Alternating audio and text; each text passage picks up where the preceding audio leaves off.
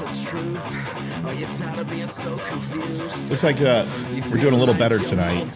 Video got some hits, and I think what it is my posting consistency, man. I posted this morning, this afternoon, and they say 3 times a day gets the algorithm cooking. So I just think I need to post more. I've noticed I haven't been doing a lot of memes enough lately, so I'm gonna get my posting schedule like we talked about. That'll help.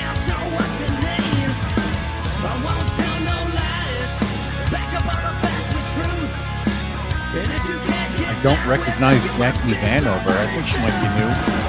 Yeah, we got a good push so far.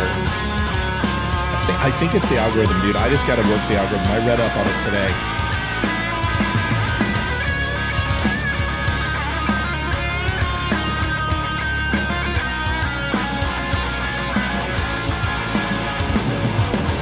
Make sure to hit that like, share, subscribe button, folks. All the likes, the hearts, the thumbs up. All that stuff now Matthew. helps, so spam Jennie, it away. And I wanted to congratulate you on the Don't Unfriend Me show at the Dumb Show. I was thinking about that whole thing the other day when I thought it was right after Donald Trump was elected that everybody on the left started unfriending anyone on the right. So I'm glad you're calling them out. You've got a great name for the show. And I hope that you're true to the values, conservative values, Republican values, and that you call those people out. I think it's great. And I know you've got 135,000 followers. I hope you get a lot more. 145 now. Just keep the faith. Fast. Keep fighting. I think we may get America back. But in the meantime, maybe 150 here this next week. Climb. And you're one of the fighters, one of the patriots. So thank you for what you're doing. Oh, no problem. Judge, I appreciate it. Welcome to the Don't Unfriend Me show. We've got Leroy in the house. Amy is on easy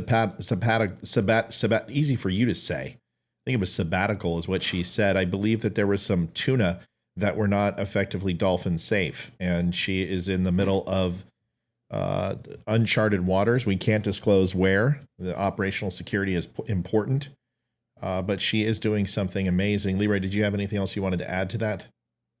No, welcome to the show. I'm your host, Matthew Spear. Wait, no, you're the host. That's I'm a male. I'm a no male. one. You're a female. We've established that from the South Park episode. Wow. That was fantastic. Did you see that post? It was so good. I mean, I would have said I laughed my balls off, but that wouldn't have been accurate. That wouldn't have been, indicative of the overall hilarity of the meme. Folks, welcome to the Don't Unfriend Me show. We got a lot going on, to be honest with you. I mean, the topics on tonight are absolutely insane to the men brain. We'll try to start fairly quickly. You're odd. Make sure you share, like, subscribe, do all that, please, right now. Share it on your feed. Spam the like and the heart button throughout. That helps it grow. You want to get to about 2,000 or 3,000. Keep doing it. Dale, welcome. Watching in Louisiana. How's Louisiana doing? Michelle, Carrie, Lee, Jason is here. Hump Day. Susie, hello. Snowy Las Vegas. You want to hear something that's absolutely just criminal? Texas, California, and Las Vegas got more snow than the fucking Virginia this year. Pardon my French. We didn't get any snow. Not one drop. Not one flake. Not one anything. We just got some ice. Huh. No snow. It's that global warming, I tell you. Connie, hello, Jackie. Oh, Jackie from Ohio. We're going to talk about Ohio tonight. West Virginia, Jerry Isaac. Jerry, you and I are within a rock throw of each other, probably. I am really close to West Virginia. Sandra from New Zealand. I didn't know you're from New Zealand. Sandra Casey's here. Darla Hurst. Hello, Darla. You share my mother's namesake. I will not try to hold that against you. Ashley, hello. Still waiting for my hoodie pics, Ashley. You're supposed to wear it at a wedding and send it to me. Wow, that's fantastic, Debbie said. I'm not sure what's fantastic. Probably the intro. Rome, New York. Jesus, welcome. What's up, Mike? Michelle's here. Jared's here. Chris, been a minute since I've had the opportunity to catch a live show. Chris, welcome. Good to see you back. Christopher Grable. Hello, Christopher. Jason Smith, 40 and climbing. Got notification of live tonight. Good. I think it's the algorithm. Janet Lee, hello. Ramon. Looks like Debbie and Jesus are neighbors. Charity, hi, Dumb Nation. Hi, Charity. Hey, Ramon again. Desiree, hello from Southwest Virginia. Hey, Matt, you're Northwest. on my end. I need to interrupt. On my end, your How's audio that? comes through Is that a little better? bit garbled. Is that better? No. Test 1 2 3. Test 1 2 3. Testing. You sound fine, but what's happening is every, I don't know, 30 seconds, I'm starting to get like that metallic echo. I was going to jump out and then jump back in, see if that did That's anything. If probably that's not okay. you. I had my mic sensitivity and speakers up, and what it does is it. No, it's See, I'll still do it doing again. Right now, is it doing it? Hello, hello, test, Yeah, test. it blanked out for about 3 seconds. All right. Is anyone else having that problem? If not, Leroy, get the hell out of my room and come back. F. Joe Biden, rough says. That's classic. Rough Times has a picture of a dog. That's pretty good. Kristen says hello. F. Joe Biden. back. Rough. We got it. We're not Joe Biden fans here. You don't have to continue to say F. Joe Biden. You might as well say grass is green, water is wet, and the sky is blue. Thank you, though, for expecting you or for demonstrating your opinion. CJ says, love your Breaking Truth show tonight. Thanks, buddy. I liked it too. We're going to watch it. Connie says hello. You're welcome for the South Park episode. It was hilarious. Phyllis, hello. Craig, New Mexico here. We're not going to hold that against you. Just kidding. Jason says boo. Ruff says Augusta, Georgia. Brenda, hello. Snowing again in Syracuse. Damn it. Good evening, Ohio here. Let's get Leroy back on. Judy says hello. David Turnipseed, what's up? David. Leroy, how we doing? Sound better. Christopher says we had about 1/8 of an inch drop and melt. That sounds about right. Alfonso, Matt, did you get my dog's pics in the dumb hat? I did. I just haven't a chance to put them up on the site. Alabama, Ryan says. Going to Stowe here tonight. Bill says hello from Chicago. Chicago. You hear Chicago unions are complaining.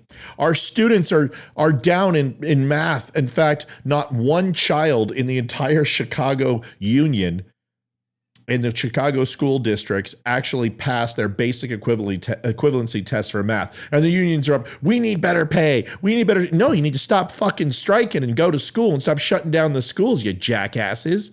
Why don't you hold a summer school for these kids and get them caught up for the year you punched them out of school? My mouth isn't going to be good tonight. A lot of the problem with that is the fact that the public school system fights the ability for charter schools to operate, right? Which yield better results. Oh, horrible. Well, just competition yields better results. We understand that. We can figure that out from the post office. We can figure that out from NASA and privatized industry. Listen, free, fair market, government owned and private owned. It's not a and or game. Mutual beneficial to have both of those competing against each other, because when the government tries to take over completely, it's a quagmire and you get $800 hammers. And when you get private industry taking over completely, you get Flint, Michigan with their water system. So, there is a balance to all this, and competition ultimately breeds fair value, fair price, higher quality. That's absolutely. Okay, sorry. All right. I'm sure Patricia doesn't agree with me. I'm sure we'll hear about that in a second. Holy Lord, I'm not going to bring that up tonight. Don says hello. Hello, Carrie. Oh, Carrie's back. Now, Chav, if you don't behave, I'm going to ban you again. So there's no warning. Like, I'm going to tell Amy to pull the lever. So behave or you're gone. Hello, Terry, Tina, Christopher Grable. We have about a guy's 8 inches, about 4 to 6. That's funny. Jeanette, welcome home from the hospital and your knee replacement. Listen, it's going to suck for a while, but once you rehab that knee, it's going to be good as new. You're going to be running around like a spring chicken. Lee says you both sound great to me. Don't we always? Well, thank you very much.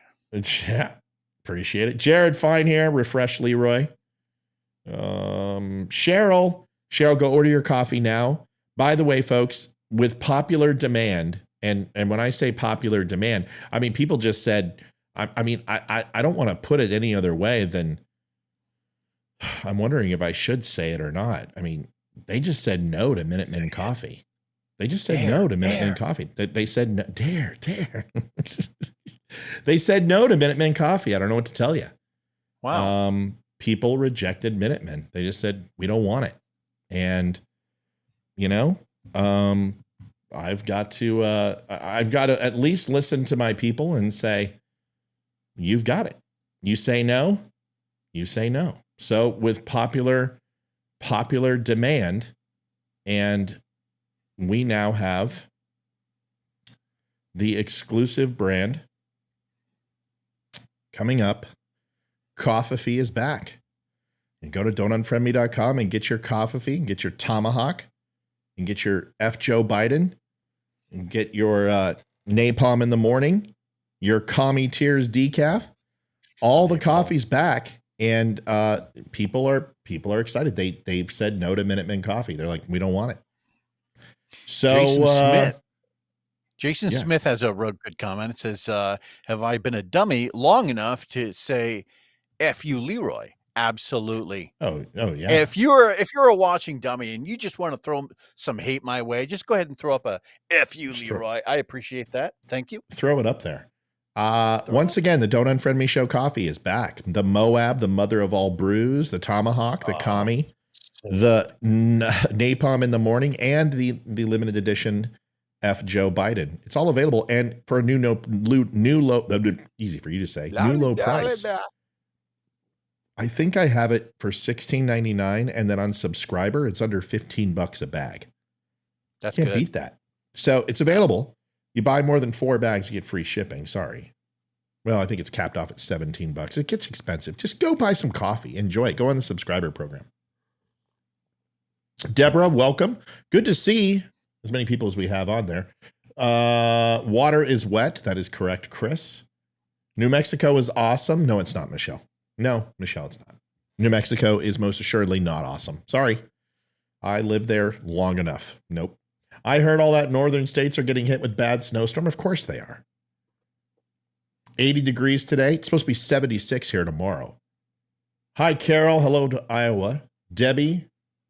Love that you say hello to everyone, Matt. Thanks. I'm trying. We're trying to say hi to everybody. Leroy's saying hi, too. I just won't shut up. Supposed to get 18 inches of snow in the Upper Peninsula, Margie says. Well, Margie, if you need a measuring stick, I'm your guy. Wow. I went there. Wow, yeah, indeed. Phil. 18 inches. I can't believe All 8 inches. I can't believe I went there.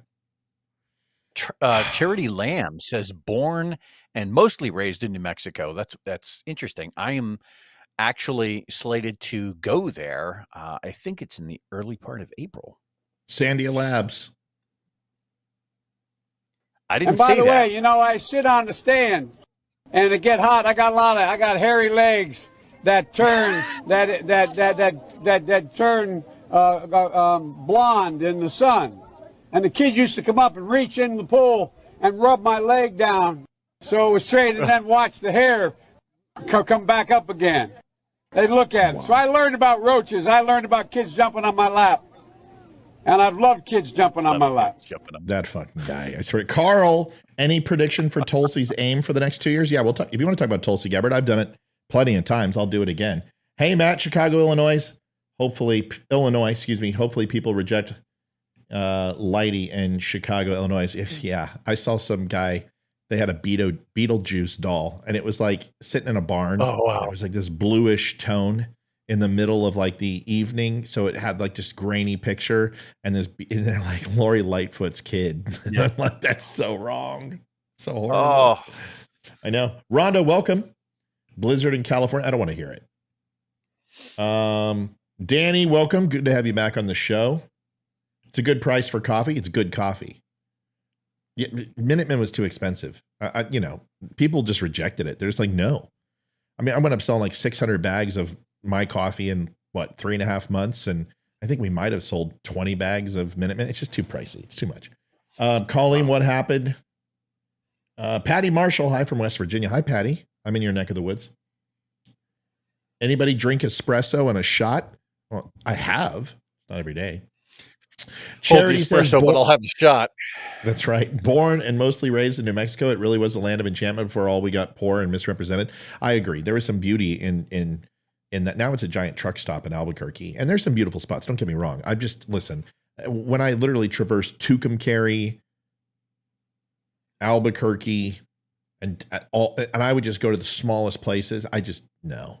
I was a DM. I was driving. It was just mundane and horrible. Colleen, hello. It snowed in Mexico lately. I can't believe this shit. What is going on? It's snowing everywhere but where I'm at. It's not snowing here either, so. That's ridiculous. I'll take it. Steve Gorman, hi from Minnesota. The weather sucks here. It is Minnesota. So does the hockey team. No offense, Steve. Had to get it in Ouch. there. Well, just come on. Snowing again in Coeur d'Alene, Idaho. Love your show. I love Coeur d'Alene, Terry. My good. Hey, do me a favor. You're in Coeur d'Alene. Go to Uncorked with Friends. It's a new place. It's opened up, full restaurant. It's kind of a speakeasy kind of thing, high end. It's got great alcohol, wine, beers on tap, good food, good music. It's owned by my cousins, and it's a hit. It's called Uncorked with Friends, and I'll get you the address if you want. Go stop by, Terry. Say hello. I went to Sandia High School long ago. I spent some time in Sandia, but not for high school. Did I say Sandia Labs? I won't say it twice. All right. Looks like Charles, 70 here in Nashville. I know, it's crazy. It's all friggin' the Ben Shapiro and the Daily Wire move in here. They brought the California weather. Oh. Good evening from Alabama. I love New Mexico. My Aunt Bobo and Uncle Larry lived in Alto, New Mexico. Well, damn it. Now I feel bad. Local radio says all highways to Flagstaff area are closed. Too much snow. Are you kidding me, Tom? Snowing on Vancouver Island, British Columbia, Canada. Well, it's Canada. What do you expect? That's all you have is snow. Deidre, we had a lot of people on. Yeah. It's good to have. All right, let's get to Margie this. Jackson Hummel. I still have time for a big snow. Not when the weather's 76 degrees. What the? Listen, I'm really honest. If I'm searching for a job right now, we just started looking yesterday. If I don't have something in the next 2 to 4 weeks, we're popping smoke and we're going. So I don't know where. I'm just going to sell, and we're going to buy a smaller location, put the kids in a nice school out in the middle of the sticks. And you know, we'll probably walk with about 375 to $500,000. That'll sustain for with what the show makes and stuff. I can put it into the show and I can take care of myself that way. I'm just, I'm 49 next in April. I'm ready for you look great ready for the 49. next. Oh, thanks, buddy. Thanks. Appreciate it. You look good for 58. That's exactly right. That's Poor kids are just as bright and just as talented as white kids. So, all right, let's get to it. Okay, dear Matt, geography is paramount. Vancouver Island rarely gets snow. Who cares? Who cares? All I know is that I watched a bunch of survival shows on Vancouver Island all the time, and it looks effing miserable. Alone. Yeah, that Leroy got me into that damn show. We stopped at like season 6. Season 6, we're like, we're done. This is stupid now. Like, like they would do their bios and their backstory. I'm like, I don't care. Just go out there, and we just want to see them getting eaten by a bear. All right, let's get to it. We've got some people on. Share this with your friends. This should be a good show tonight. So listen, here's a little bit about what's been going on. Now, we've had a conversation. Did you have a chance to watch the air raid episode, Leroy? I did. Did you happen to see how nobody else got to that story before I did? I'm just going to brag a little bit. I'm going to toot my horn just a little bit. I also noticed that. Dude, is there anything like, okay, I want to get your opinion on this because we know this was a staged event. Absolutely. There's no doubt because first of all, they admitted it. They called Russia. Ambassador spoke. They said, this is ultimately what's going to happen. Joe Biden's coming to town. We're going to give you a 10-hour heads up. We're bringing a train into Poland. This is where we're at. And we're coming in. If you so much as blink, we're going to basically knock you into the Stone Age. Absolutely. And this is an act of war. If one round, if a freaking flare gets within the vicinity of Kyiv, we're going to knock you guys into next year. Now, then you've got today confirming what I already knew was true, CNN coming out and saying, hey, we haven't heard an air raid siren. We haven't heard a bomb. We haven't heard a firecracker in 5 days, except when Joe Biden shows up and walks from point A to point B, and then the alarm sounds. Can I just point out that while they were walking, right, if you looked at everyone who was in the frame of the shot, right? So everyone who whose face you could see on TV, including President Zelensky and President Biden, when that air raid siren starts blaring, right? Can you see the panic in their faces? No, there isn't any. It's like everyone was expecting it. No one freaks out. No one is looking around going, holy shit, we should get down. No, they're just like, la da da da da. They were practically holding hands walking across the street. Like no F's given, which tells me it was fake. Well, right. And this, this picture, secret lovers. That's what we are. And I said, everyone's like, caption this. I'm like, the only person Biden won't sniff. This was my caption. You should drop a disco ball right in between them, like change the background out to something from like Saturday Night Fever or something. Oh, so good, dude. I listen. The whole thing. Here it is. If you haven't seen it, it's insanity, and everyone knows. Insanity? Everyone knows what's going on here. It's not like this is a big mystery. Here it is. Now watch. Now I want you to look at this. Okay, I want to tell you something that will never happen. Okay. Look at him. I have to, don't get me started. Let me hit this, and then you can hit it. Let me explain to you. Okay. The only thing worse than this I have ever seen is on the Zapruder film when a man opens up an umbrella at the Dealey Plaza. There is no way on God's green earth, if that is the Secret Service was actually doing their job when Kennedy was shot, that they would allow an umbrella to be open in Dealey Plaza. Never. I cannot begin to express to you how many holes there were in the Secret Service coverage of John F. Kennedy the day he was assassinated. I could give you a litany and litigate that case right now, and there would be no doubt in your mind. This is second. I want you to watch what takes place. Joe Biden, there's no Secret Service detail. There's no Secret Service detail within 10 yards of him. I want to make sure you understand something. If any one of those, anybody decides to pull a knife, decides to take a rifle butt, has a concealed pistol, the president is not wearing a vest. He's not wearing a vest. In no way, shape, or form is he protected. And I want you to watch this guy right here. See my mouse? He's carrying a bag. And watch what happens.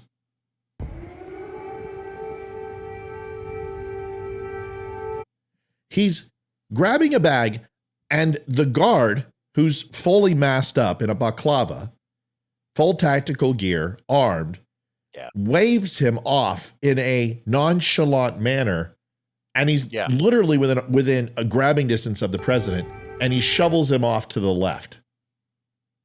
Here you go. Go this way, sir. If that was the United States and the president of the United States was walking and anyone who was not authorized came about, that person would be tackled and beaten to a pulp by 10 Secret Service agents, gagged, bound, hooded, and put into the darkest, dankest hole that would remind you of Chateau d'If. Leroy, want to get your thoughts? No, absolutely. They would have given the guy a pavement facial, and then basically throwing him in some dungeon somewhere where they grilled him to say, who are you working for? No, right. and go ahead. No, I want you to keep talking over the video. As we're watching this, I'm like, where is the stress on anybody's face while these air raid sirens are going off? And the fact of the matter is there isn't any. And here's why. Yeah. Because the opening shot shows that real nice, good-looking painted brick wall, right? And the only way anybody would know that was Ukraine or even suspect it is because Zelensky's in the shot, right? So in order to kind of portray that Joe Biden is this standalone superhero, Right. a fearless leader, out on the outer edges in the middle of a war zone, like Theodore Roosevelt. That's what they have to do, is they have to give you that audible clue, because other than that, it looks like they could be in DC. Yeah, they didn't even give Theodore Roosevelt any love with or the Guadalcanal, Panama Right. Canal, right? Panama Canal, yes. Panama. So Panama. you've got situations where other presidents have put themselves in a situation, but they had to classify it, right? And they had to say a non-military base or a non-secure zone. Dude, anyone who thinks that I've been to Korea 7-8 times in my life, and just because it was our port of call in South Korea, we been up to close to the DMZ, close in the sense of within 700-800 yards of the DMZ twice in my career. If anyone thinks that the demilitarized zone, the demarcation line between North Korea and South Korea, is safe, has first of all not done any level of work from an intelligence perspective. The amount of artillery, long-range artillery, that North Korea has pointed at South Korea would literally flatten South Korea. And let me explain something to you so you understand. The reason why the Korean War was a draw with us is because we couldn't traverse the tanks across the mountainous region. It would turn it into a beach.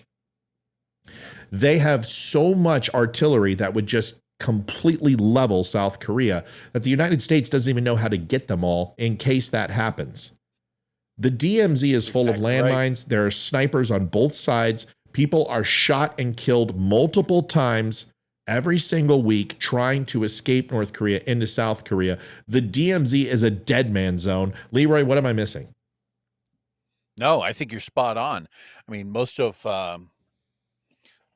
the issues that we have there are only exist because we couldn't take the rest of Korea during the Korean War, and it's exactly that. They're hard geographic points for which we couldn't traverse tanks, for which we couldn't get mass troop movement into the area. That's the only reason. That's it. And, people are like, oh, well, what do you think they would do? Would they bomb Trump? Excuse me. Do you even know? Excuse me. Might be another. Wait for it. Did you even know? You even know what North Korea and their position on what they wanted to do to the United States under Kim Jong-un's father? Do you even understand, people, what they have said they wanted a nuclear weapon form was to rain fire on the United States, just like Iran? North Korea is not a friend of the United States. And the fact that Donald Trump got them to have a stay of execution on missile testing and nuclear ramping up is an amazing thing. You deserve to give him credit.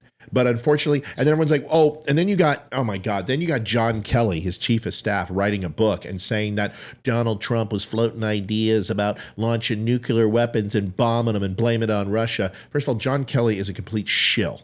Okay, number one. Number two, if you write a book after you served with the president of the United States, you're a douchebag. Number two. And number three, I think you're mistaking Donald Trump for Hillary Clinton and Democrats who wanted a war with North Korea.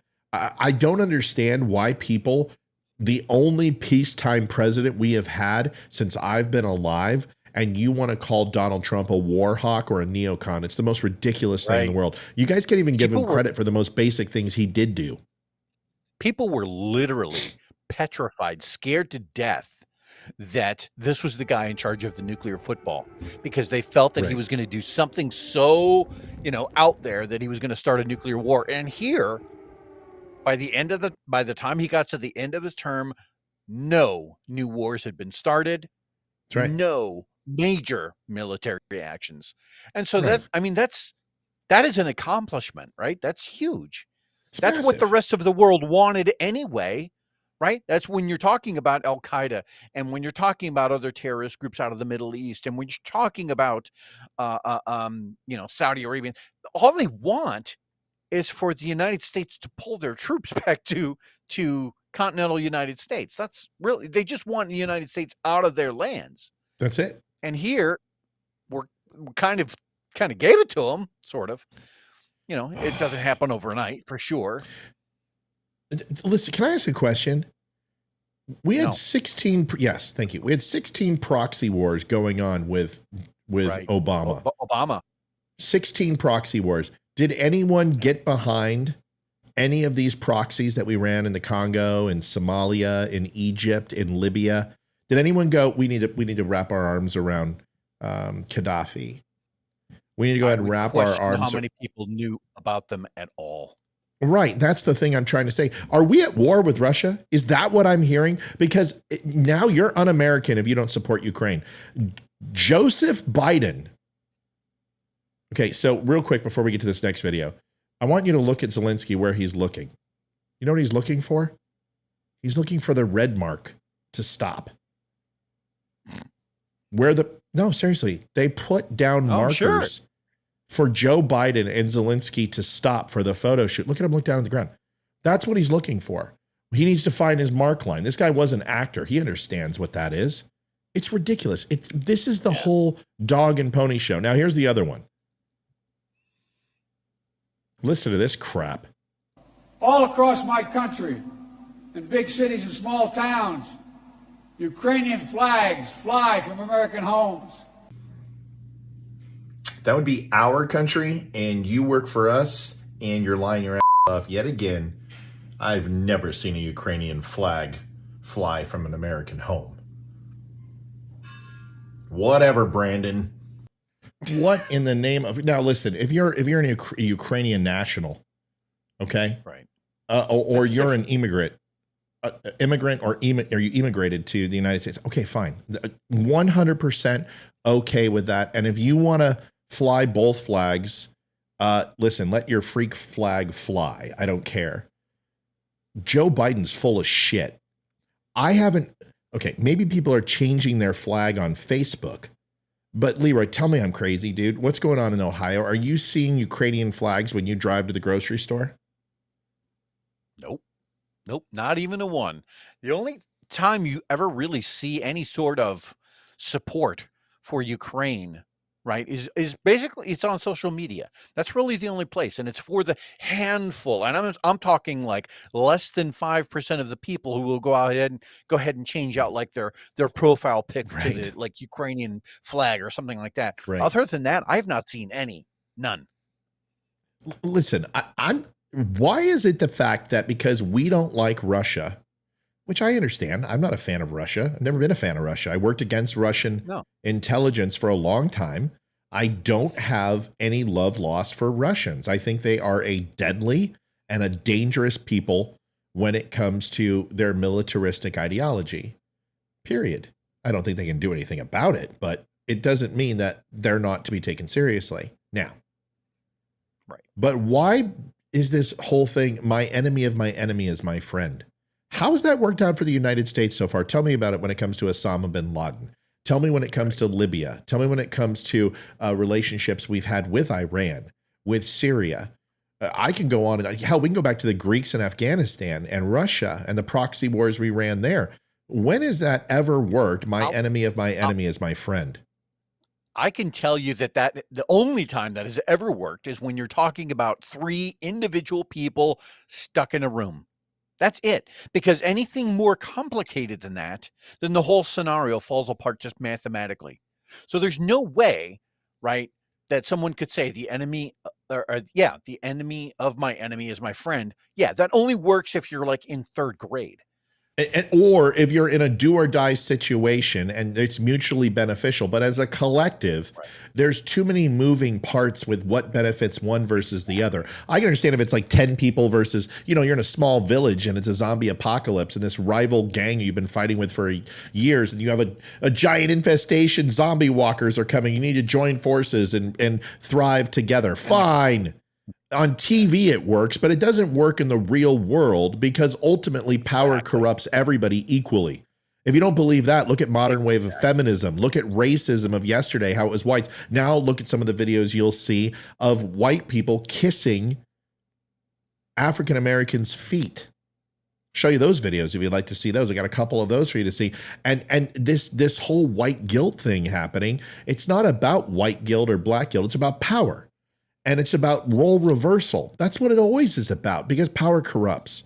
This whole There's thing a, about Ukraine, I'm sick of Ukraine. I'm the one that said Ukraine would hold out indefinitely with American aid. And honestly, I don't care at this point. Just stay out of Poland. Go ahead. Oh, I was just going to say, it was a couple weeks ago. I saw a story, and it's here in Ohio. It's actually just about a half an hour north of me. That a group of kids at an elementary school, like 3 or 4 black kids, surrounded like two white kids and basically made them swear allegiance to BLM under the threat of getting pummeled, I guess. And so that's been a big thing in the news lately. Pummel me. Yeah. You know what I'm saying? At that point, just, I listen, love that word. Instead of dying on my knees, I'd rather die standing up fighting. You're not going to get me to take a knee for anyone. It's just not going to happen. I don't care. There are certain lines you don't cross. And if you want to give up my individual freedoms and swear fealty to you, now that shit went out with frickin' England. We're not doing that. We're not playing that game. That's right. It's not going to happen. There's just some things. You don't take away my guns. You don't take away my speech. You don't make me swear fealty to a man. Those things aren't going to happen. It's just not going to. And the moment that you, as a person who's not very religious, but if you sit here and say that I can't pray or practice my religion the way I want to, these are just certain rights that we all have that we are inherent from a natural and God-given standpoint. And when you try to take those away from people, it's a no line is crossed, buck stops here. Look at COVID. Look at the lockdown. Right. Listen, if freedom and democracy are so fucking important in Ukraine, then why did we not care about it here? If the Ukrainian flag is so damn important to America and Joe Biden says that every American is flying it, then why don't we respect our own flag? And why do we call it one of oppression and racism when we're the ones going ahead and supposedly giving this freedom to Ukraine? Folks, we're not fighting a war. If it was so important to be in Ukraine, why don't we have boots on the ground? If it's that essential to our freedom and democracy, then why are we not involved in this war head first? And why are we risking it to a bunch of fucking Ukrainian amateurs by giving them weapons and not just taking the fight to Russia? Because it isn't that important. That's the message. The whole point is that the narrative is follow along with what we do and say and shut up, and we're going to tax you whatever we want, and this is going to last as long as we want, no matter what you say, because we know what's best for you versus what you can actually see with your own eyes and ears. That's the message. Spot on. I'll say this from the day and it doesn't matter because this happened. I mean, the lockdowns initially started under, a Republican Trump administration, right? That's right. So from the day that took place, I was immediately like, wait, they're going to shut down all of these mom and pop stores. What are they going to do? Right. You are effectively making them slaves to the government by taking away. It's just 14 days to flatten the curve, Leroy. Just 14 days to flatten the curve. And I completely saw right through it. I was like, no, because you're leaving Walmart open. You're leaving Home Depot open. It's a corporate deal. They need to keep the mom and pop stores open. They need to keep all of these little stores open. Yeah, I was pissed. Well, and you made a point very clearly. Go ahead. My point is that it can happen under any administration. Right. Sure. It happened under a Republican administration. And so that's the point, whereas we as conservatives need to look at ourselves and go, look, these kind of things can happen under anybody's watch. So it's not about who's in office. It's about remaining true to your own values of individualism and of conservatism. I could understand. Listen, I'm not going to condone locking down. I thought that was always stupid. But I could understand that we were throwing spaghetti on the wall to see what stuck. But once we had the empirical data that lockdowns didn't work, and they didn't. Once we had data that the certain things, I can't say all the things, but the big V and the big M and face shields and all of that stuff were ill-effective. And we're finding out now that as far as ivermectin and as far as some of the solutions that they had, hydrochloroquine, et cetera, were actually smart to do. Now that we can look at this and stop banning people just because they say the word, like I got banned and lost my entire account on YouTube. By the way, if you have not went to YouTube, please go. It's still at 350 people. If you have not followed me on YouTube, please do. But just strip me of my account because I simply said some words that they didn't like. Now that we've done that, can we have a real conversation about what a kerfuckled result that was, and how much damage we did to our children, how much damage we've done to our society, how much damage we've done to the faith in our institutions and our government. Right. Because honestly, if you want to find out over the next 100 years, what was the number one factor that destroyed any faith in the United States government, it started with Kennedy, and it's going to end with the way we reacted to COVID, period. Yeah. It has created more dissension, more mistrust than any other thing the United States government has done, because it affected everybody. It wasn't just one person. It wasn't one decision that affected, 20 million people or 100 million people. This impacted every single American and everyone around the world. And if you look at where the instability is in these countries that were normally stable, like Germany, like France, Right. and the United States, people ain't fucking around. They're sick of this shit. Pardon my French. As well they should be. For a long time, this used to be one of those countries where the people that were the most rebellious, and I'm not talking about anarchists, I'm just talking about the people that understood the principles behind the Bill of Rights and behind the Constitution, and that those documents were meant to be leashes for the government, not something that was in any way, shape, or form meant to suppress people. No, it was a mechanism to make sure that the government never got so out of control that they could arbitrarily do things like, oh, you need to stay in your homes, and if you come out, we can arrest you. No, go fuck yourself. We used to be a country that understood that, whereas places like China, during the lockdowns, I mean, there were families being literally welded into their own homes, where Right. most of the other countries, France and Italy was god awful. China, I said that one. It happened all over the world, where they were like, you can't be out on the road. We're imposing these curfews on you. And they're basically 24-hour lockdowns. If you need water, that might be okay. If you need to go get food, okay, fine. But other than that, you're supposed to go back to your home. And that's just that's not liberty. And that's what we have here in the United States, or at least that's what we're supposed to have. So Carl makes a comment. Love to see Matt refute Jeff Daniels' speech, America's not the greatest country in the world anymore. I love that speech because it's horseshit. Because it's bullshit. That entire speech is fucking fabricated and completely cherry-picked stats. I will destroy that speech. That is one of my favorite shows of all time. Newsroom is fantastic. That entire speech is bullshit. It's fun to watch. It's fun to look, and it's delivered in a fantastic format, but it's just complete bullshit. America is the greatest country in the world, okay? And how privileged are we that we get to go ahead and complain about things that we don't necessarily like, or feelings that make us feel uncomfortable. Let me explain why we're the greatest country in the world. It's because I'm not being censored. I'm not being shut down. And yes, Facebook might be throttling me, but nobody's coming into my house and storming and kicking in the doors. And the day that that happens, I will have a very different tune. And trust me, I will be in the hills as well. But what you don't understand is that we have done more harm than good, maybe recently, to the American people, and the government has encroached upon us. Yeah. But the one thing that Leroy said that was so damn smart, which is why we're the greatest country in the world, is because you can't blame Donald Trump. You can't blame Obama. You can't blame just Biden, because no president has that much power. And our government is designed specifically in that way for that reason. It is a checks and balances, and they all own it. They all own it because they all voted on it. And Republicans and Democrats alike own what's happening to our country. We are still the most free country in the world. We have liberties and we have opportunities like nowhere else. I have seen the world. Between Leroy and I, we have visited over 53 countries, some of them the same, but combined between us, we have seen the world. We've seen the worst places, we've seen the best. And I will tell you this, there's nothing better than the United States of America. Yes, we have shootings. Absolutely. Yes, we have suicide. Yes, we have poverty.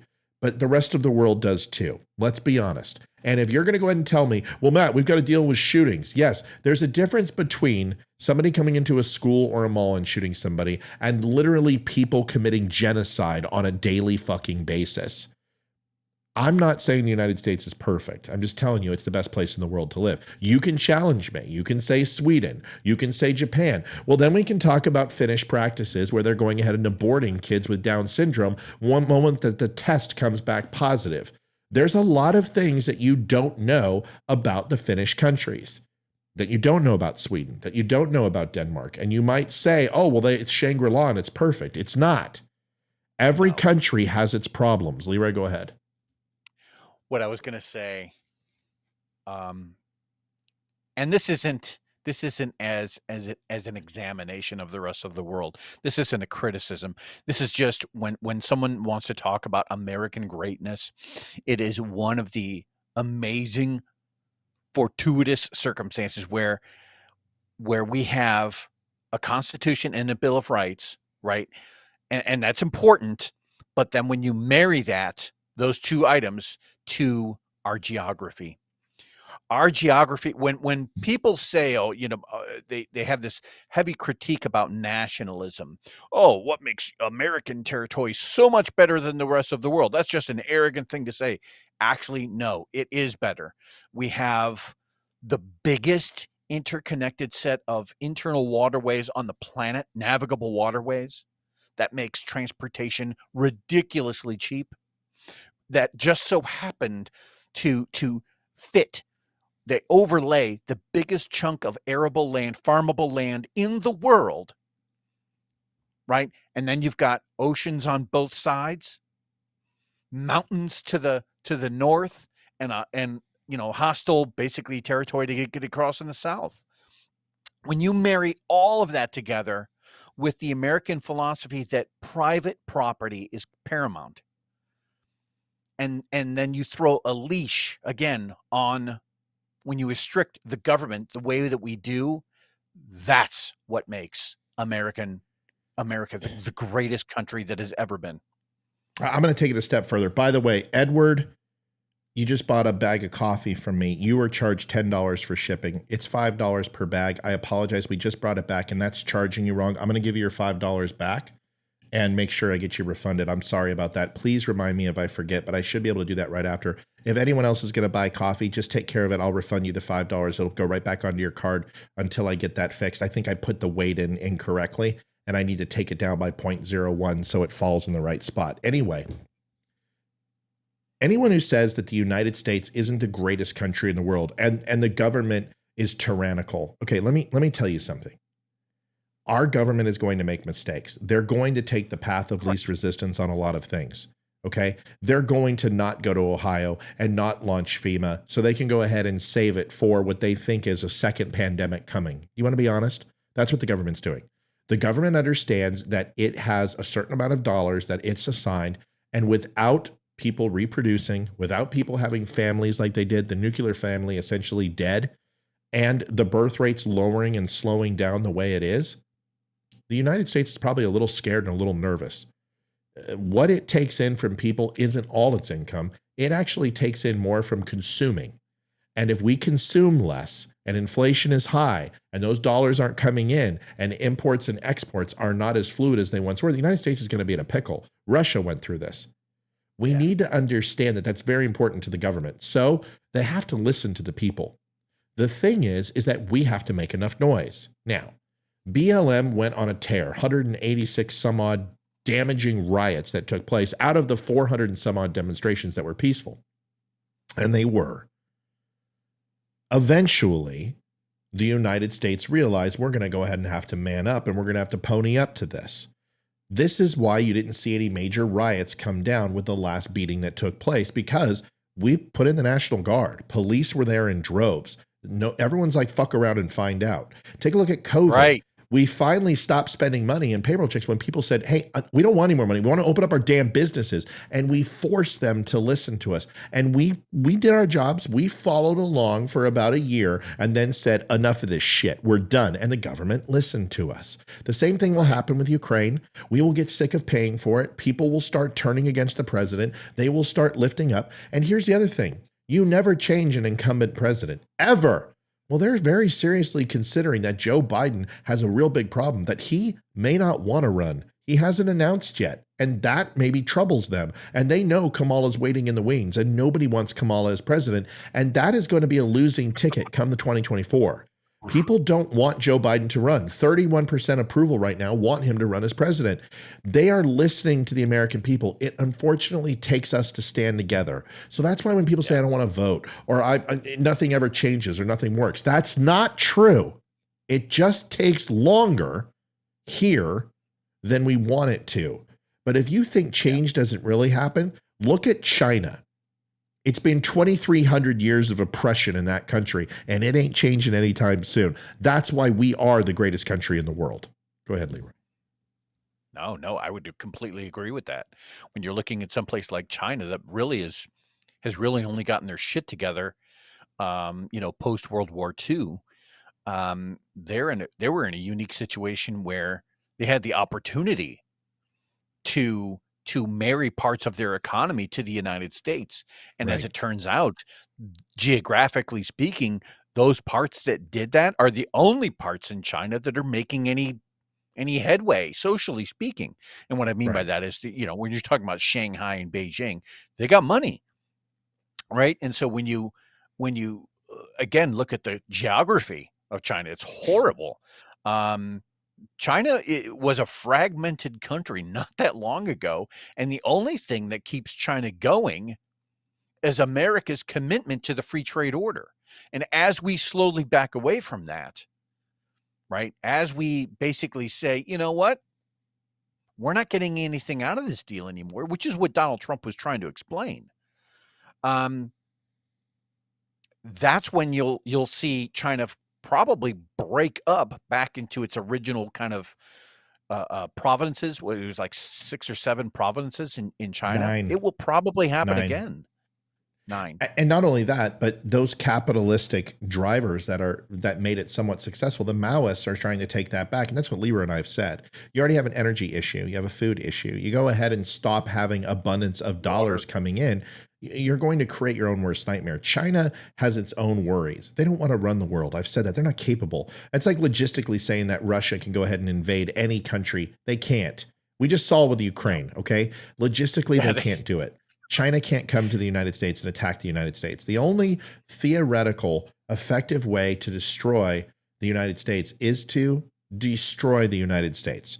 You would have to use thermonuclear weapons, or it would have to create so much chaos and unbalance inside the United States that you have something like 9/11 that crashes the market and we never recover.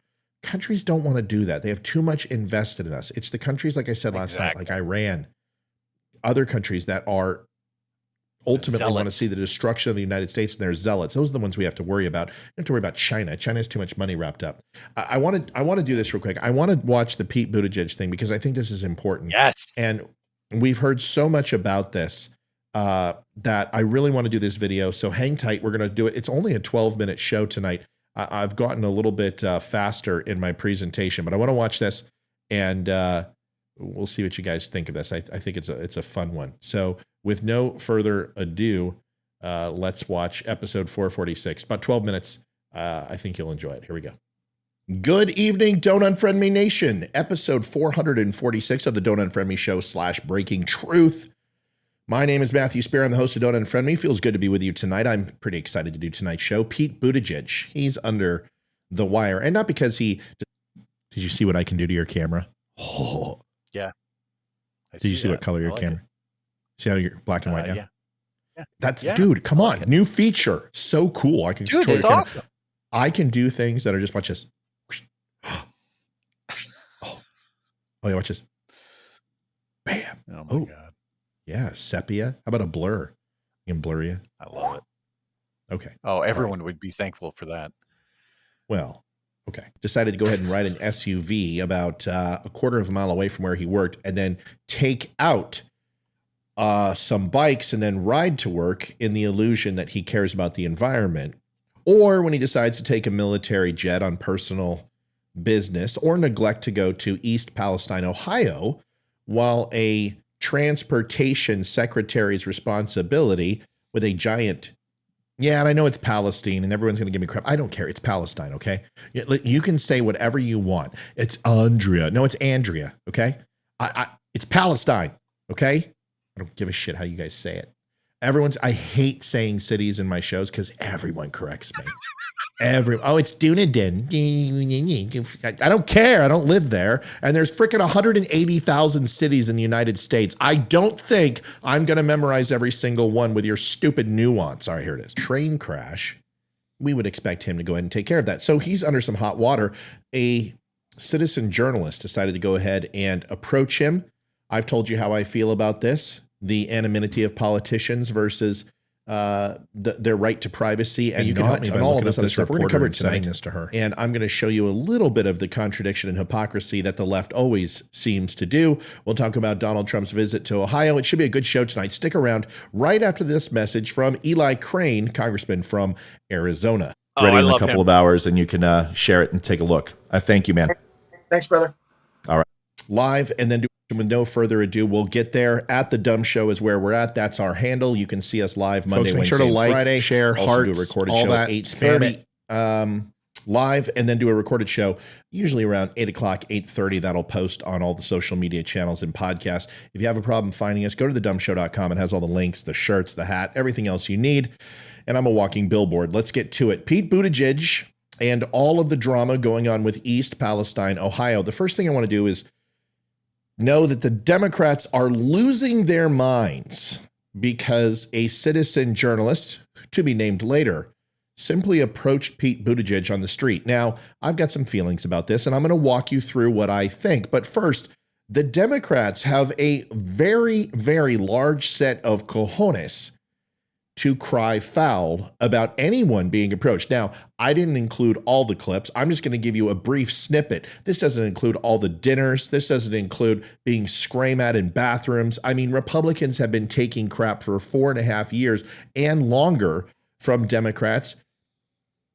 We need to understand that there is a balance here, and Pete Buttigieg may have a little bit of pressure put on him to make an account for his actions, but it's nothing compared to what the Democrats have done. Here is a video showing you.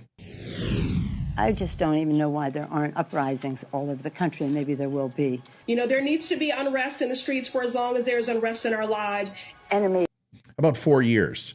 About 4.5 years, right when Donald Trump was elected in 2016, all the way up to George Floyd, unrest. But the Democrats not calling it out, posting bail for some of these people. Obviously, it wasn't January 6th, and it was a bunch of Trump supporters, because that is a completely different story. Of the state.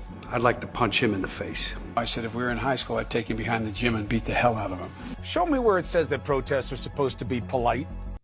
It probably says the same place where you're actually not supposed to sexually harass women, but Cuomo, I'm not sure. And peaceful.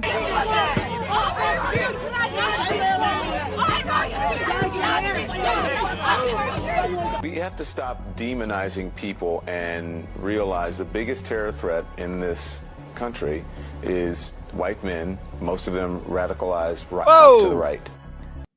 And white women who happen to be your co-hosts, as we just learned. I hope that suspension's going well, Dawn. I don't know if you're going to have a job when you get back. Don't demonize anyway, anyone. this should be fun.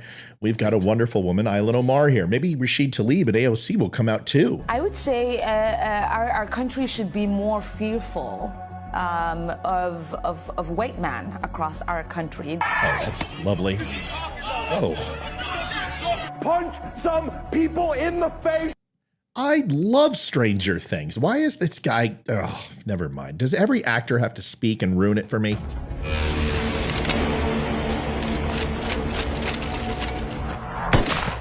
Oh, it's Snoop Dogg. I don't care. His music sucked for years now. And if you see anybody from that cabinet in a restaurant. Is that James Brown? Oh, no. It's Maxine Waters calling for violence against Republicans. In a department store, at a gasoline station, you get out and you create a crowd. And you push back on them. And you tell them they're not welcome. I want you to remember that quote when we get to Pete Buttigieg. I just put it in your craw, folks. Done by a commission or the city council, not a mob in the middle of the night throwing it into the harbor. People will do what they do. I have thought an awful lot about blowing up the White House. Yeah, she's not in jail.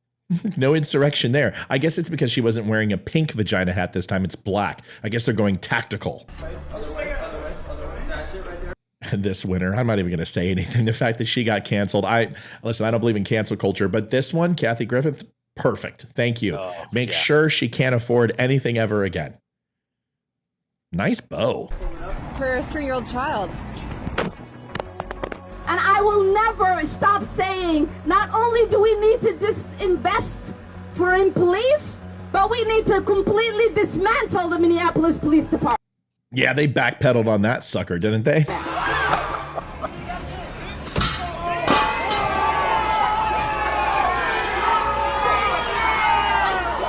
Does anyone believe there'll be less violence in America if Donald Trump is reelected? No, I think we all knew that there would have been plenty of violence in America if Donald Trump was elected. But alas, he wasn't. Here's my take, and I'm going to go ahead and give you just a very impartial look at politicians are like any other public figure. They have a certain degree of scrutiny placed upon them by the public and the media. We know this. And this scrutiny is necessary to ensure that politicians are accountable for their actions and decisions, and that they act in the best interest of their constituents and the country as a whole. However, it is also important to respect politicians' right to privacy. We all have that inherent right. Everyone, regardless of their occupation or status, has the right to privacy and to keep certain aspects of their lives private. Politicians are no exceptions. I know, but they aren't. But that being said, politicians do hold a position of public trust and responsibility, and they have a duty to act in a transparent and accountable manner.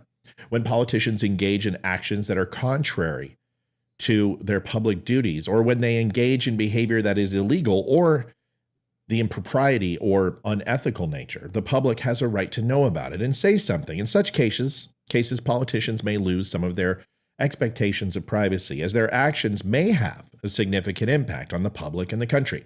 However, this does not mean that all aspects of a politician's lives should be subject to public scrutiny. It is important to strike a balance between the public's right to know and a politician's right to privacy. Now, that is the safe answer. It is logical, and it is very balanced and very responsible of this Don't Unfriend Me show host. Now for the other side. You've got to be freaking kidding me. Pete Buttigieg, here's your video. You're on candid camera. Secretary, what do you have to say? Hi, how are you? Good. Jennie Taer at the Daily Caller News Foundation. What do you have to say to the folks in Ohio? I want you to listen to the condescending tone of Pete Buttigieg. Now, I have someone in my family who talks just like this guy, and so condescending, and I can't stand it. Nothing worse than passive aggressivism. I'm all about just be aggressive, right? If you don't like someone, just tell them. There's no big deal. You don't need to be passive aggressive. Obviously, Pete, in his stroll to his chariot, feels that this peon is encroaching upon his day of celebration and long, hard work, riding his bike 150 feet. But unfortunately, that's not the way this works. She has every right as press to approach you and have a conversation with you. Now, she was polite. She was cordial. There's nothing wrong with what she did in the sense of her job. She was even very amicable at the end of it. But Pete's condescending tone is in a long litany and line of politicians not being respectful to anyone who challenge or disagrees with them. Very much different than what we just saw in the video with Democrats. But let's go ahead and wrap this one. East Palestine, who are suffering right now. Well, I'd refer you to about a dozen interviews I've given today, and if you'd like to arrange a conversation, be sure to reach out to our press office, but I'm not going to have that conversation with you. Just walking You don't down the have a street message here. for them? I do, and I shared it with the press many times today. I'd refer you to those comments. Would you mind sharing it with us? No, I'm going to refer you to the comments that I made to the press because right now I'm taking some personal time and I'm walking down the street. Are you going down there? What's that? Are you going down there at all? Yeah, I am. When are you going? I'll share that when I'm ready. Okay, I'll talk down the thank you. street. Can I get a photo? Yeah. Can I get a photo? What? Lord. Pete He took a picture Buttigieg, of her. Mayor Pete, America's dads, the great salmon protector. I bike from 150 feet. Pete. Sorry, did you hear the title? Just to see if you catch on real quick. You like the humor. I get a photo. What? Pete Buttigieg, Mayor Pete, America's dads, the great salmon protector. I bike from 150 feet. Pete was treated with mocking disdain today. Oh, the horror, be still. Clutch my pearls. This guy wanted to be president. And why would you want to take somebody's picture? She really isn't that hard to find. Took me all of just a couple of seconds to find her. Jennie Taer works with the Daily Caller. She said that. She isn't a stalker. You had no reason to take her photo. And what is your intention? Classify her as a domestic terrorist? Don't you think that it's a little inappropriate for a grown man to be taking a photo of a woman? Isn't that almost like an inadvertent threat? No? Interesting. I wonder if the foot was on the other shoe. Or if the shoe was on the other foot. It doesn't matter. Pete is, though, going Thursday to East Palestine, Ohio, but not before waiting for 3 weeks and having a quiet evening drink. Clean water and free of potential cancer-causing chemicals. It must be nice. But then, yet again, as always, because this is all they tend to do, is make fun of President Trump. President Trump showed up, spoke to the fire department, spoke to some of the first responders, and all he did was show up and try to make a difference in East Palestine. They made fun of him. And then after that, he went to McDonald's, and of course, they made fun of that. I guess there wasn't a Ruth Chris Steakhouse nearby, because when you live in a small town, you take what you can get. Uppity elitists have no concept about how the people there probably appreciate him actually showing up, you know, like Joe and Pete failed to do. Speaking of pictures, I've got a few for you from Mayor Pete, since he is an avid collector. And instead of snapping pics of a citizen journalist and being as condescending as Don Lemon was to his female peers, because you are not above any citizen, Peter, maybe, just maybe, you can take these images to heart and for once do your job. Folks, that's it for me tonight. Curse words and all. I'll probably bleep that one out. Thanks for joining me at The Dumb Show. You can follow me if you would. I don't like Pete Buttigieg. I've never liked Pete Buttigieg. I think he's a complete dick and condescending fuck. He's just a little twat waffle, and just beta male. Complete, no offense, beta male. Just can't stand anybody that gets on a bike 150 feet just so you look like you're riding it. How Joe Biden is that? Why doesn't he sound an air raid when he's riding in on his bike in DC? That probably would take the cake. If it wasn't for the fact that it's almost 200 miles away, I would drive over there just to see if I could track him down and offer him a drink of East Palestine water. Yeah, Donald Trump brought Trump water, and he made a joke, and he said, this other water is inferior, and there's pallets of it. It's just Donald Trump, man. Listen, there's a lot to not like about Donald Trump. His showmanship isn't one of them. At least he's not setting off air raid sirens over in frickin', Ukraine or something and pretending that he is a wartime president. Because what's great about Trump is that he didn't create any wars, and he certainly didn't proxy one. I love how we kind of have the condom half on and half off. If we're going to screw, can we just put this thing on and let's put boots on the ground and let's go to war with Russia? Can we stop screwing around here? I mean, what are we doing kissing our sister? Either we're going to get in here and save freedom and democracy, or we're going to run a 25-year war, 30-year war with Ukraine. There's no end in sight. What's the exit strategy? How do we know we've achieved success in Ukraine? Haven't we heard this before and it was called Afghanistan? Doesn't this sound eerily familiar? All right, we want to do Omaha 360. I'm ready to hear about it, Leroy. You wanted to talk about it. It's our last thing for tonight. So great. So I heard somebody has sent me an article today, and it was specifically about the drop in gun violence in certain cities. I need to refer back to my page so I can talk about this intelligently. Bear with me a hot second. There we go. Here it is. And so there is this program. It's called Omaha 360, and it sounds amazing. It's a community outreach program, and what they have been able to do is literally in the last decade they have halved the amount of gun violence or gun-related crimes in their cities. So Omaha, I'm assuming this is Nebraska, obviously. So when we're talking about, say it was at, 10,000 shootings a decade ago. Now they're down to 5. I mean, it is literally that it is so impactful that I'm looking at this going, why isn't this being implemented everywhere? And here it turns out they haven't implemented any new gun laws.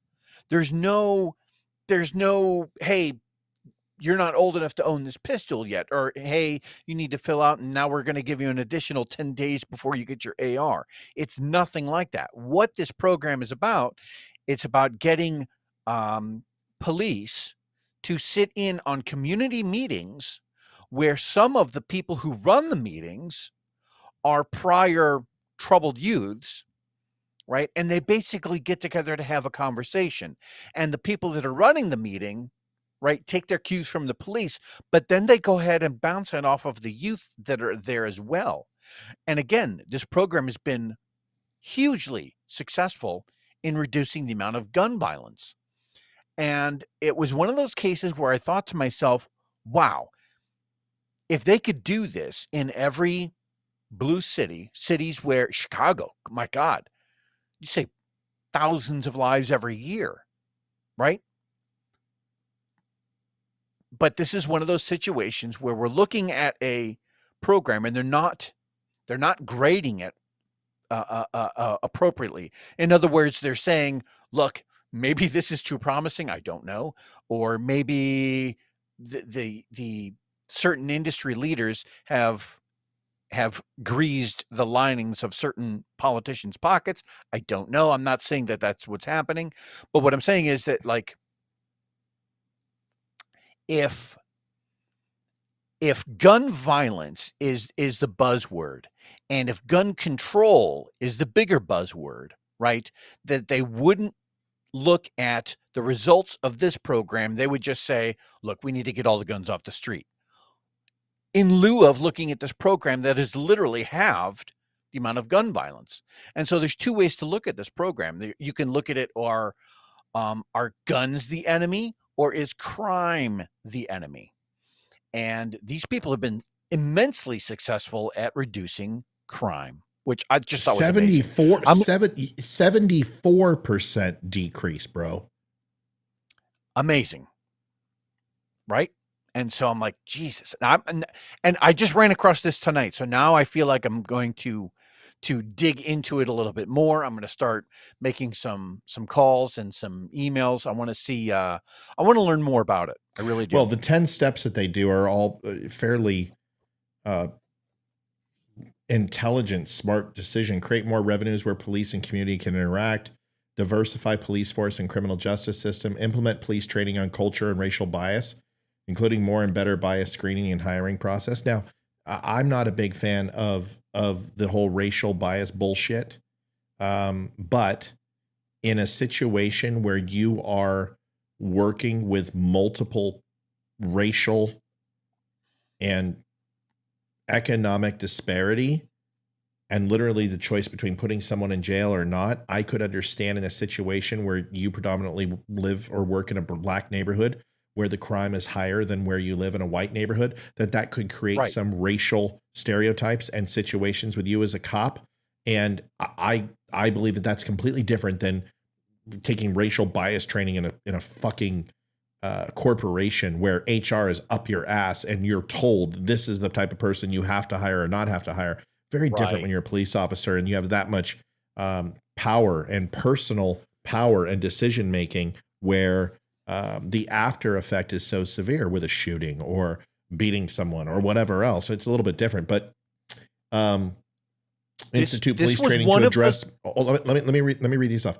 Yeah. Institute police training to address mental health issues and situations on both sides of the aisle. That's great. Expand training for youth and adults on how to best engage with police. Smart.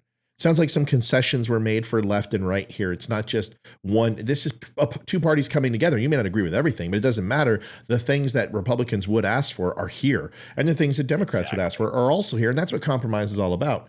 Continue to implement and use body cameras. Continue to improve and make complaint process more transparent. Monitor and address racial profiling, use of force. Address disproportionate stops, arrests, and sentencing and incarceration. And independent review process for officer-involved shootings. Go ahead. what I was going to say was, just as we as conservatives, we would be as harsh, if not more harsh, on our own party when they put forth a policy and then that policy fails, right?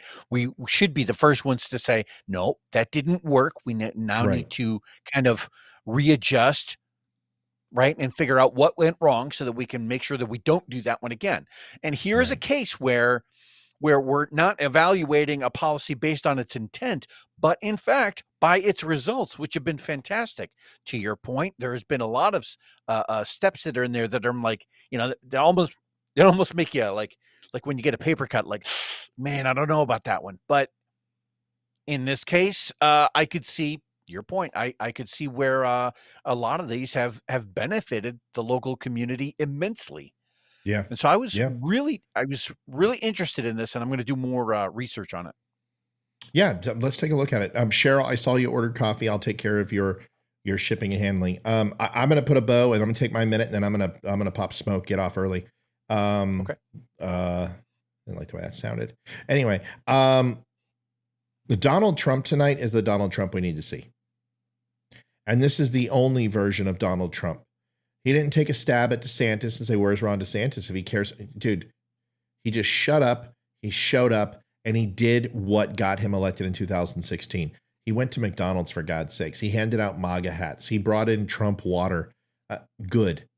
Everything he did tonight is exactly what he should do. Now, instead, take your hit on Biden, take your hit on Buttigieg, do what you need to do, show, but you don't need to do that.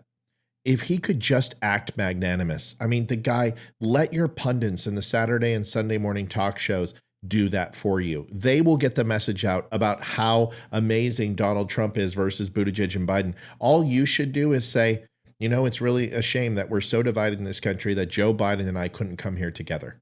Although I don't agree with anything that he pretty much does, these people are Americans, and that is the one thing we agree on. That's all he had to say.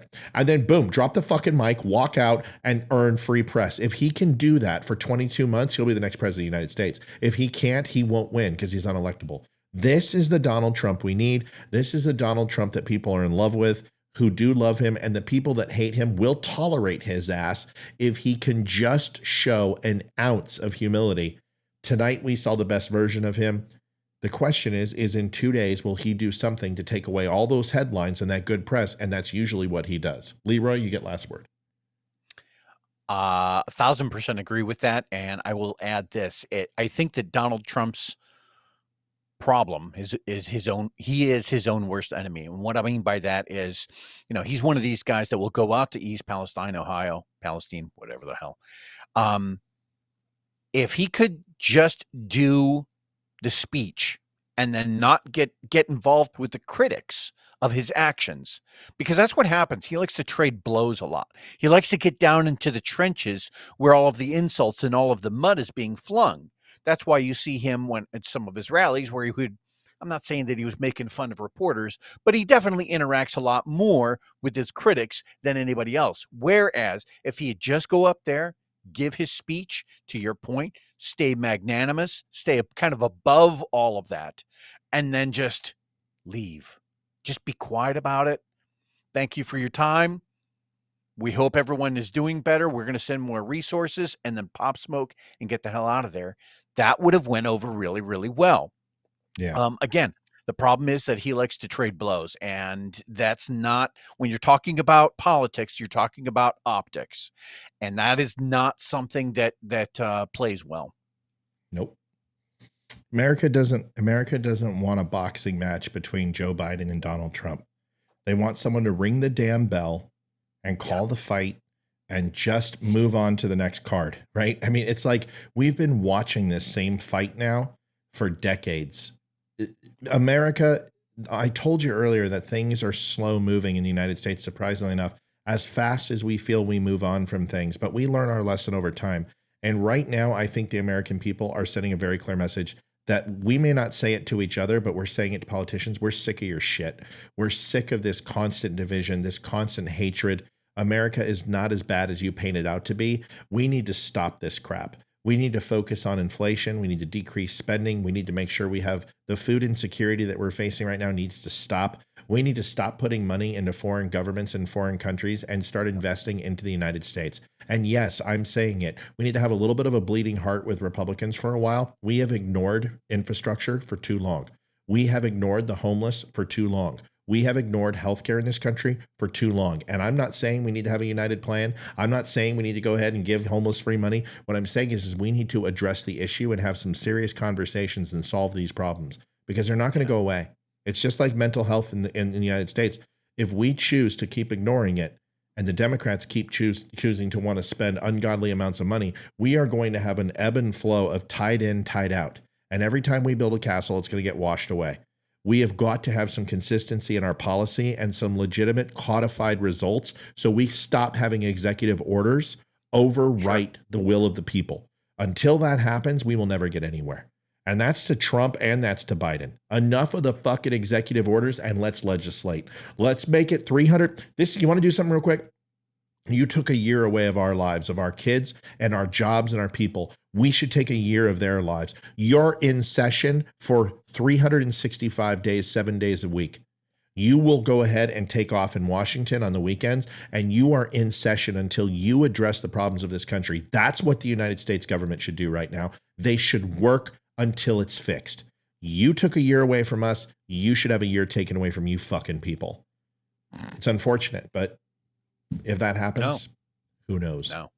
I could just, to your point, I could see a lot of discussions where people are trying to figure out, the top-down management strategy of how to make all of that happen, when really the conversations need to be, how can we get those same types of results from the bottom up? What resources can we give to an individual? And maybe that means not things that we give to them, but maybe things that we can get the government to lean off of them. So maybe less taxes, things like that.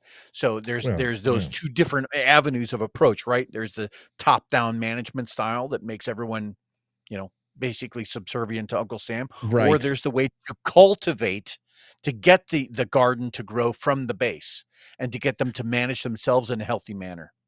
Let me ask you a question. Do you think it would break the United States government to give $50,000 to every single United States citizen in the country, U.S. citizen? Yes. Okay. Do you think it would break the United States government to give every single person in the United States $3,000? Probably not. But if you're going to do that, why wouldn't you just do it in the form of a tax cut? Exactly. So let me ask you a question. What if the United States government just simply matched and incentivized your donations to the top 10 causes in the United States? Make it a tax break. Right? That's food for thought. Why not just match it? I mean, if someone gives $1,000, you're like, as the United States government, I'm going to match $1,000 to give it to veterans and homeless. Pick the 10 top causes that we need to fix, and it could just be food insecurities with kids. Put them on a list and say, for the next 5 years on tax season, the United States government will match whatever you put forward, $1,000. You then mix private industry and government, and that's the recipe that works in capitalism. Why not have the Americans fund the change we want to see? And Americans will do it. If you're telling me I can get $1,000 tax break by giving to a cause that's private and government subsidized by the American people and by the government, well, that's completely different than taxing people into poverty. You're telling people, if you have the money to give, do that, and you'll get a tax break. And not only that, we'll match it.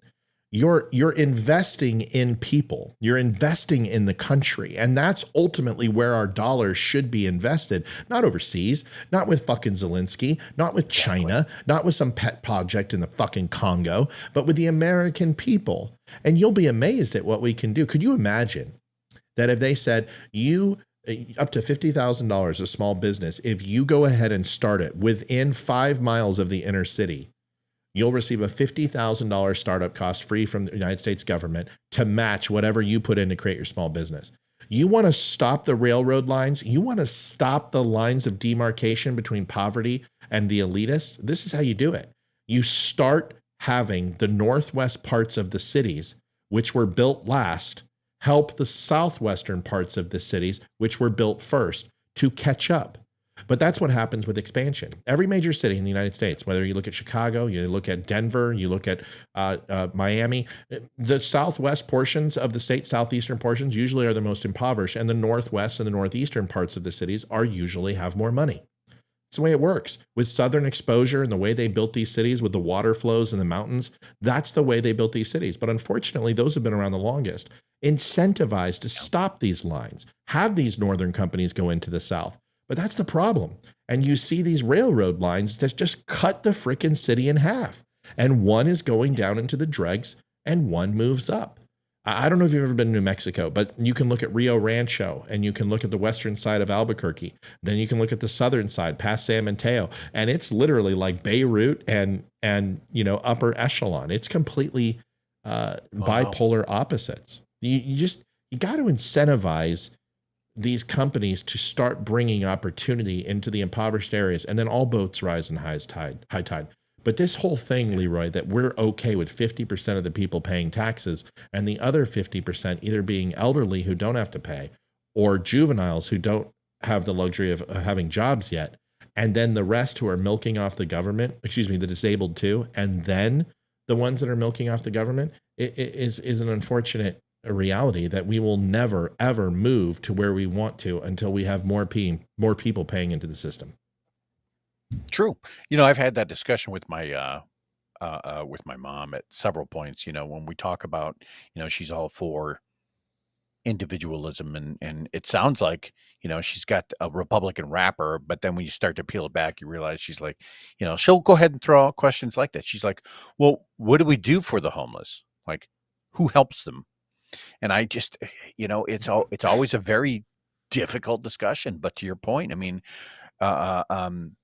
it's one of those things where we have to figure out how to grow a local community back from one, like when Cleveland kind of fell apart, like after all of the automotive companies pulled out of Cleveland, how do you restart that heart again? How do you re-incentivize industries to move back into those areas so that people can get jobs?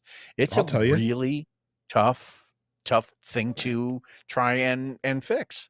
Stop making charities profitable. Eliminate 501c3s. I've worked for 6 different 501c3s, and I know how much they give in charity and how much they take and put in their pocket. 501c3s only like 5%? No, it's more than that. But the whole point is that it's a tax shelter. It's all it is. 501c3 has now become a full profit business, and every company is pretending that they're military. And what they do is they write a 10 or 12% check as a 501c3 and have a third party ultimately do their supposedly philanthropic giving. I'm not going to mention any company, but what I most recently did they're using it as a tax shelter. And they write off a certain amount of money, collect a certain amount of money, and redistribute it to fund their first primary business. Take that away. Stop 501c3s who don't fully give. Look at the Travis Manion Foundation. Look how much they give. Look how much Tunnel for Towers gives. Look how much Gary Sinise's foundation give. Those companies deserve our money. But look at Wounded Warrior Project. Look at the American Red Cross. Look at the Salvation fucking Army. And look at how much they're profiting off of this. This is the problem. Charitable giving should be charitable, period. It should not be your primary job. You shouldn't have to make money off charity, because then you're not actually making money strictly for charities. You are giving yourself some sort of income and the people who work for it. It should be voluntary basis. The church does it, and yes, they take donations from the citizens, but that's subsidized by the government. A lot of these 501cs are subsidized by the government. Do you know with a 501c3 that any government or any official or any citizen of the United States can walk into any 501c3 and say, I need you to see your books right now? It's all publicly available. They have to have their books open to the public at any time. So anytime you want to question a 501c3, go look at what they do and how much they give back. I just did a show on this 2 years ago on Wreaths for was it Wreaths for America? Come on. Something like that. I remember. They put the Reefs Around America, whatever it is. Gosh, I can't believe I can't remember this. But anyway, there was a columnist that blew them up, and I just put this guy to the fucking task. I went into their financials. I showed how much they give. I showed the good that they do. And it's horrible. But any 501c3, you don't have to have a reason. You walk into their establishment, their business, and you say, I want to see your books. You have every right as an American citizen to do that. You should do it before you give money. You should absolutely ask and request to find out who they're donating to, what's being written off, how much of that money is actually given back to charity, how much is going into their pockets. And I think you will be horribly surprised in a bad way how many of these 501c3s are absolutely fucking criminal. Like I said, Gary Sinise Foundation, Travis Banyan Foundation, Tunnels for Towers, TAPS. These are programs that you can feel comfortable giving money to. Be very careful where you give your money. And the government should step in and do something about it. Wreaths Across America, that's it. A fantastic organization that was completely smeared and slandered by some prick who has an objectifying reason to go ahead and tear down taking care of veterans. And his argument is that when you put a wreath, it is a pagan symbol, and you shouldn't be able to put that on people who are Islamic or Jews because they're not Christian, and it's a Christian pagan symbol. This fucking guy has made a career at destroying and tearing down people. And if you haven't seen that show, go to Facebook, look up Wreaths Across America, Don't Unfriend Me show, and go watch it. It's a good one. I take the guy to task. I'll do that. All right, buddy. I will do that. That's all I got. Cool. That's all I got. You got anything else? No. That's you want me to take us out? Yeah, let's do what we always do. Go over to the Don't Unfriend Me show, pick up some cool swag. What else am I missing, Leroy? So folks, if that's all we have for tonight, please don't forget to swing by Matt's store. Tonight's show is presented by our favorite head dummy in charge, Matthew Spear. And so let's show him some love. Let's swing by his store, pick up some coffee, hats, mugs, t-shirts, whatever you can.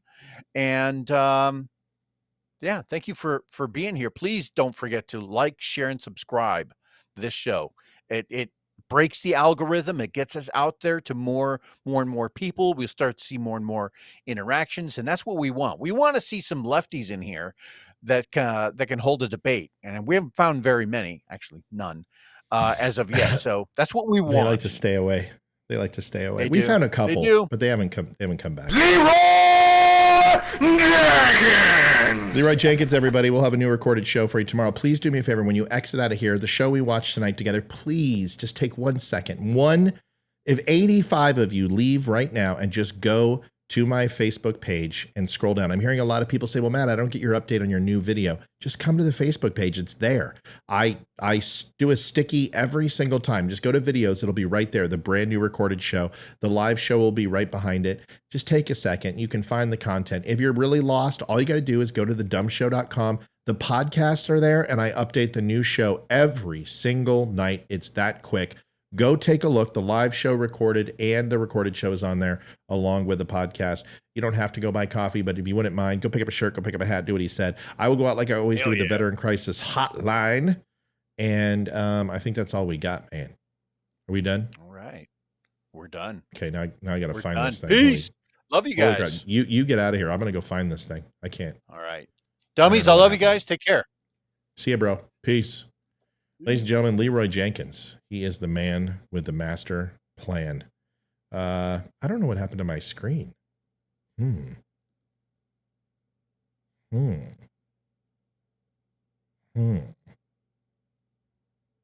Weird.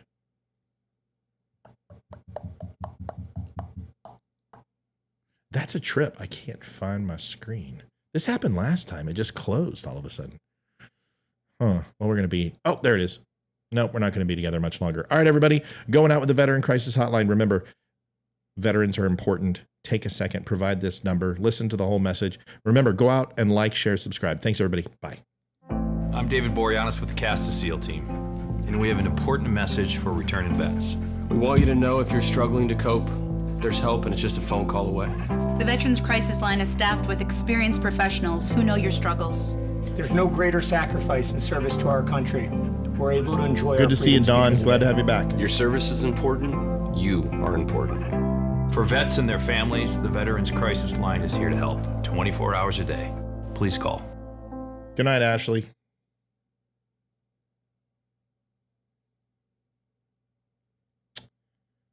This happened last night, too.